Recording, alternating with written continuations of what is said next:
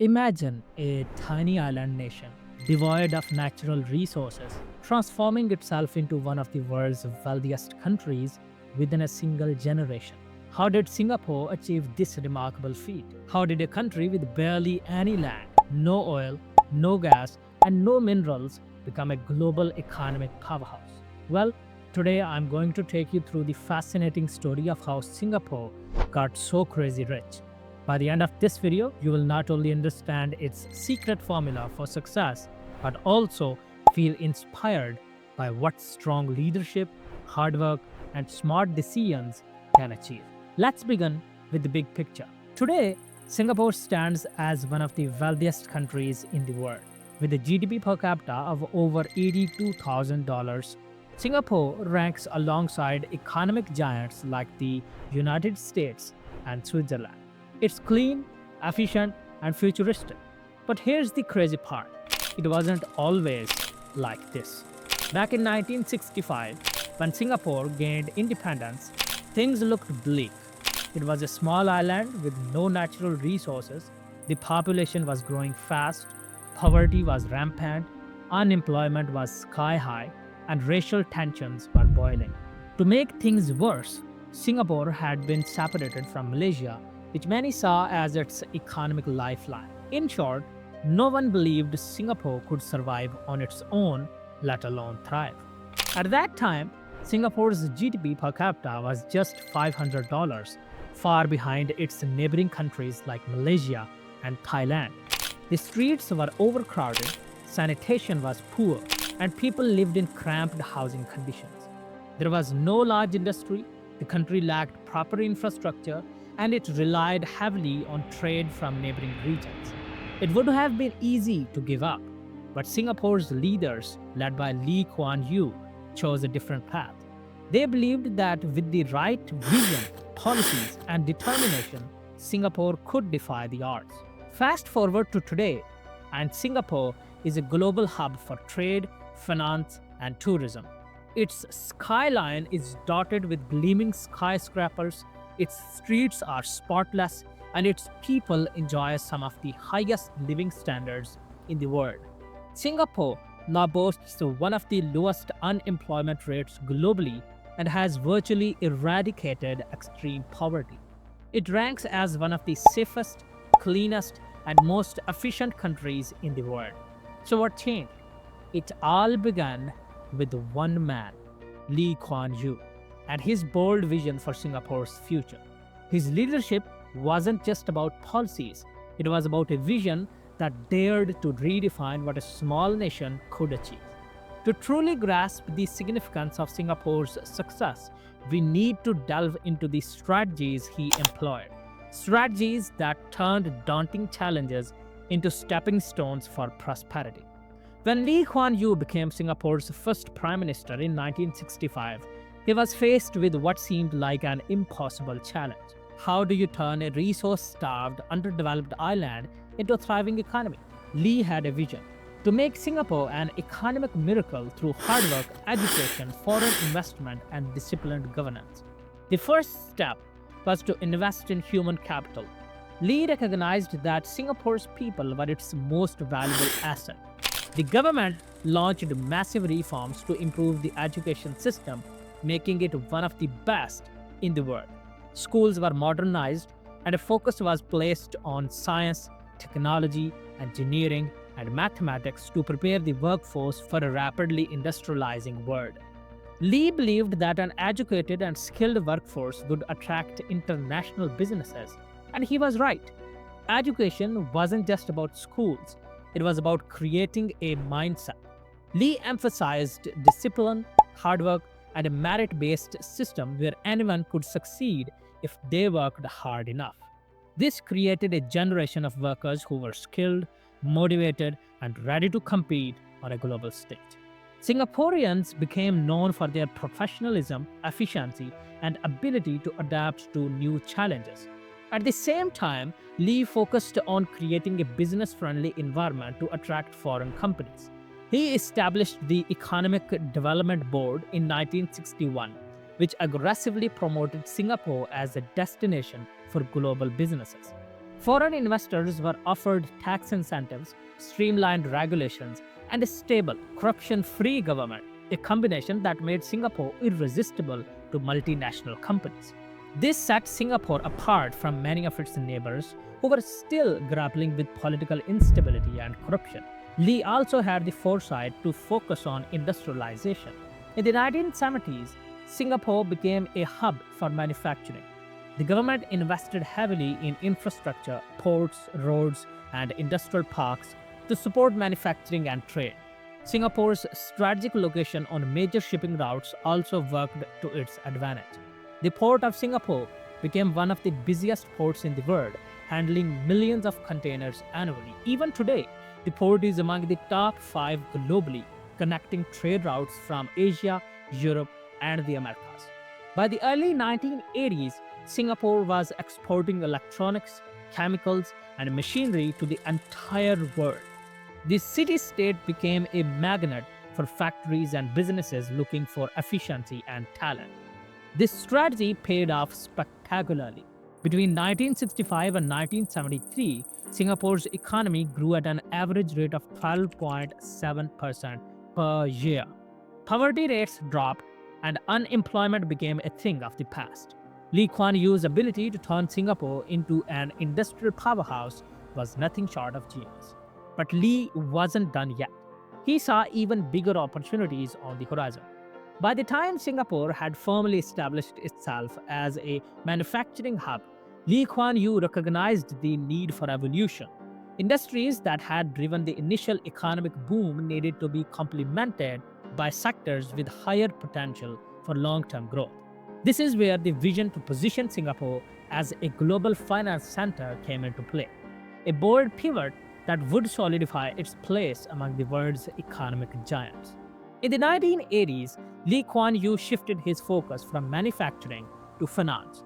At that time, Singapore had already built a strong industrial base, but Lee saw an even bigger opportunity, turning Singapore into Asia's financial hub. He envisioned Singapore as a place where banks, investors, and multinational businesses from all over the world could converge to create a thriving financial ecosystem. It was a bold and ambitious move because for such a vision to succeed, it required immense trust from global financial institutions.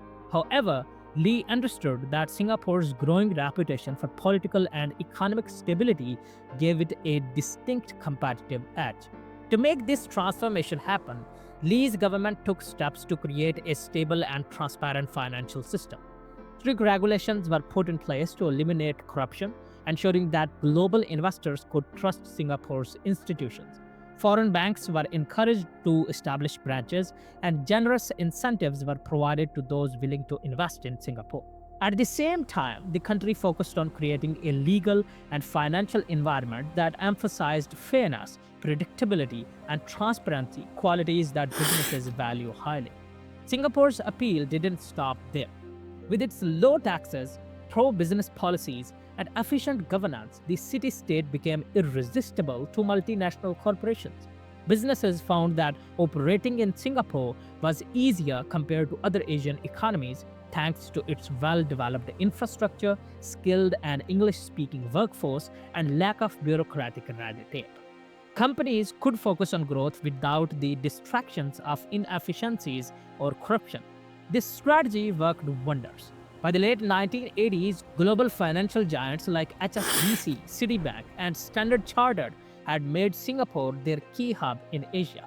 These banks saw Singapore as a strategic base to serve the fast-growing markets of Southeast Asia and beyond. Similarly, tech companies like Google, Facebook, and Amazon found Singapore an ideal location for their regional headquarters, drawn by its advanced digital infrastructure and robust intellectual property protections. An interesting fact: by the 1990s, Singapore had developed its banking secrecy laws, which rivaled those of Switzerland. Wealthy individuals and corporations from around the world began parking their money in Singapore's financial institutions, contributing further to the city-state's economy. This move positioned Singapore as a global leader in wealth management and international banking. Today, Singapore's financial sector is a cornerstone of its economy, contributing over 13% of its GDP. The country has also emerged as a hotspot for fintech innovation, with startups and companies exploring advancements like blockchain technology, digital payments, and artificial intelligence for banking systems. Another significant step in Singapore's financial evolution was its decision to integrate leisure and finance. For instance, Marina Bay Sands, a luxurious hotel and entertainment complex, has not only boosted tourism but also cemented Singapore's image as a playground for the wealthy and an attractive financial hub. The combination of business opportunities and luxury lifestyle options has drawn ultra high net worth individuals and investors from across the globe. Ultimately, Singapore's transformation into a financial powerhouse wasn't just about attracting capital, it was about building a system that businesses could trust, people could rely on, and the government could sustain. As Lee Kuan Yew once said, if you are not competitive, you will lose. If you are weak, you will perish. This competitive mindset fueled Singapore's rise in the financial world and continues to shape its future.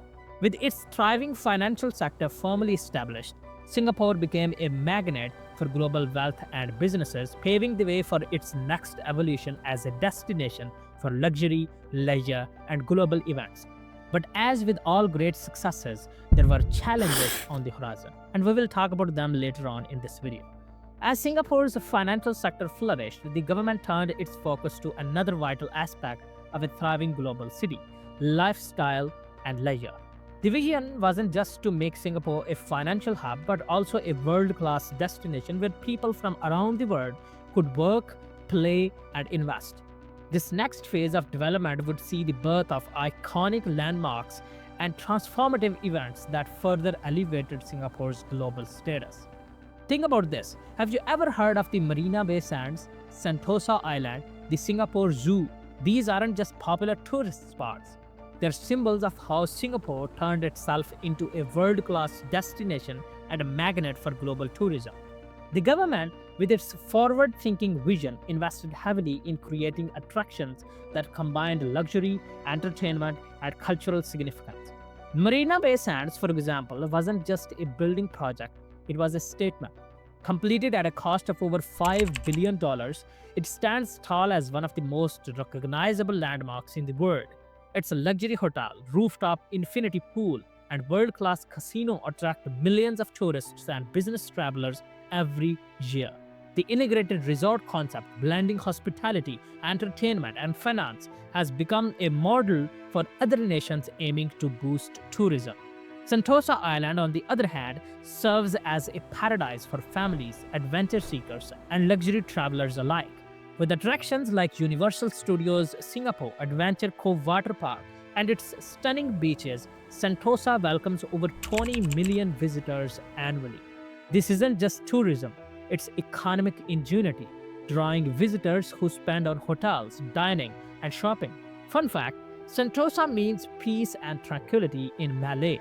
A fitting name for this island escaped just minutes from the bustling city center. The Singapore Zoo is another example of Singapore's brilliance in creating sustainable attractions. Renowned as one of the best zoos in the world, it focuses on open concept enclosures and conservation efforts which attract animal lovers from around the globe. Combined with the night safari and River Wonders Park, Singapore's wildlife attractions alone contribute significantly to its economy.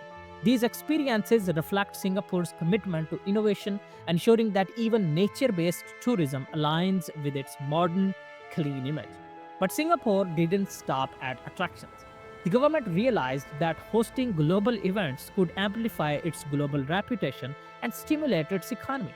The Formula One Singapore Grand Prix is a prime example. Introduced in 2008, it wasn't just another F1 race, it was the world's first ever night race, set against the glittering skyline of Singapore. Today, it's one of the most iconic events in motorsport, attracting tens of thousands of fans and generating over $100 million annually in tourism revenue. Global celebrities, brands, and fans descend upon Singapore for this spectacle, cementing its position as a hub for luxury and entertainment.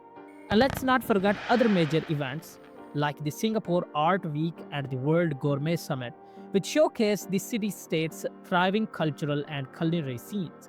These festivals don't just cater to tourists, they bring together artists, chefs, and innovators from around the world, turning Singapore into a melting pot of creativity and excellence. So, Singapore didn't just build attractions, it strategically turned itself into a destination for people seeking luxury, adventure, and unique experiences. From billion-dollar developments to iconic global events, every step was calculated to drive tourism, boost the economy, and enhance the country's global standing. It's yet another example of Singapore's extraordinary ability to turn challenges into opportunities. So, what is Singapore now? It's no longer just a small island city state, it's a global financial titan, a hub of innovation, and a symbol of wealth and prosperity. Fast forward to today, and Singapore is a powerhouse of wealth, consistently ranking among the richest nations in the world. To give you some perspective, the nation's GDP per capita stands at over $82,000, one of the highest in the world. This isn't just about the size of the economy, but about the exceptional standard of living its citizens enjoy. In fact, Singapore regularly tops global rankings for quality of life, business environment, and ease of doing business. But it's not just about numbers. What makes Singapore so rich today is how strategically it has positioned itself as a global hub for finance, trade, and innovation. The country has created a dynamic economy that thrives on high-tech industries, world-class infrastructure, and a strong rule of law, which attract businesses and talent from across the globe. The key to Singapore's immense prosperity also lies in its exceptional economic diversification. From being a global shipping and trade hub, Singapore has expanded into finance, biotechnology, clean energy, and digital technologies, creating a balanced and future-ready economy. Its sovereign wealth funds, notably GIC and Temasek, have played a huge role in accumulating wealth that's now worth hundreds of billions, and the country's reserves continue to grow. Simply put, Singapore has taken what it once had, strategic geographical location, and turned it into an economic machine that fuels its incredible prosperity today. While Singapore's success story is undeniably inspiring, no journey is without its obstacles. Beneath the glittering skyline and economic achievements lie complex challenges that test the resilience of its government and citizens. From housing affordability to an aging population, the next chapter of Singapore's story demands innovative solutions to sustain its legacy of excellence. Of course, no country is without its challenges, and Singapore is no exception. One of the biggest criticisms Singapore's government faces is its strict control over civil liberties and media. While this has ensured stability, it has also sparked debates about personal freedoms and democracy. Many critics argue that Singapore's model prioritizes economic prosperity at the expense of individual rights, leading to a tightly regulated society that can feel stifling for some. For instance, laws governing public gatherings and freedom of speech are stricter than in many Western democracies. Singapore's aging population is another major challenge. By 2030, almost a quarter of Singapore's population will be over 65. This demographic shift presents significant economic and social challenges. Rising healthcare costs are placing pressure on public resources as more elderly citizens require long-term care. Moreover, with the shrinking workforce, the government is exploring ways to sustain productivity. One approach includes leveraging technology and automation to offset labor shortages. However, this raises concerns about job security and retraining for older workers. Additionally, housing prices continue to rise, leaving younger generations concerned about affordability. Despite government initiatives to provide affordable public housing, demand often outpaces supply, driving prices higher. Young professionals, in particular, are finding it increasingly difficult to purchase homes without substantial financial support from their families. This has sparked broader discussions about intergenerational equity and the future of housing policies in Singapore. For instance, some suggest that innovative housing solutions such as co-living spaces or modular housing could help address these issues while ensuring sustainability. As Singapore confronts these challenges, the baton of leadership has passed to a new generation. The question now is how this tiny nation built on discipline and vision will adapt to a rapidly changing world. Under Lawrence Wong's leadership, the focus shifts to striking a balance between innovation, sustainability, and social equity. As Singapore enters a new chapter, its new leader, Lawrence Wong, faces the tough task of balancing growth with social stability. His plans include transforming Singapore into a global tech hub and addressing population and housing challenges. Wong's leadership comes at a time when the world is witnessing rapid technological advancements and shifting economic dynamics. To succeed, he must not only carry forward Lee Kuan Yew's legacy of pragmatic governance but also carve out his unique vision for Singapore in the highly competitive global arena. One of Wong's major challenges is navigating the complex interplay between technological innovation and societal inclusion. While Singapore is well positioned to become a global tech hub with its advanced infrastructure and skilled workforce, Wong must ensure that the benefits of this transformation are felt across all strata of society.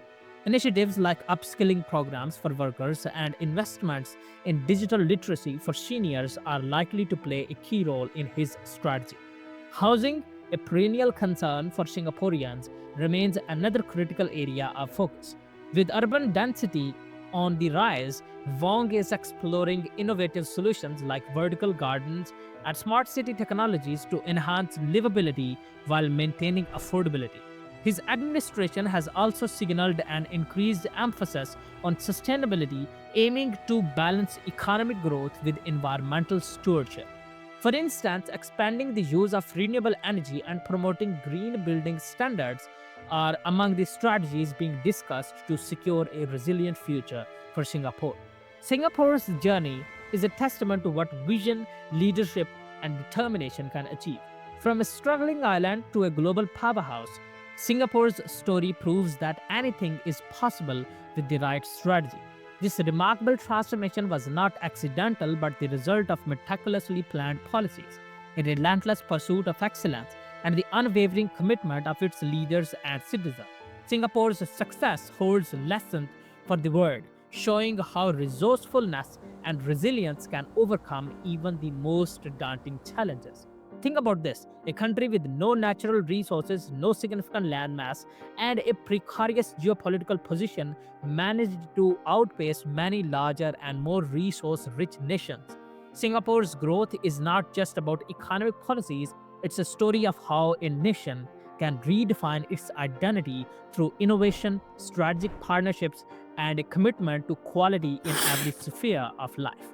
It demonstrates how challenges can be turned into stepping stones for success with the right leadership and societal unity. One striking example of Singapore's ingenuity lies in its ability to attract global talent while nurturing its local population. The government's strategic initiatives to create a harmonious balance between local development and global integration ensured that Singapore remained a top destination for investment and innovation. If this video has told you something new today, then please give it a thumbs up, and you can subscribe to the channel as well because it's free.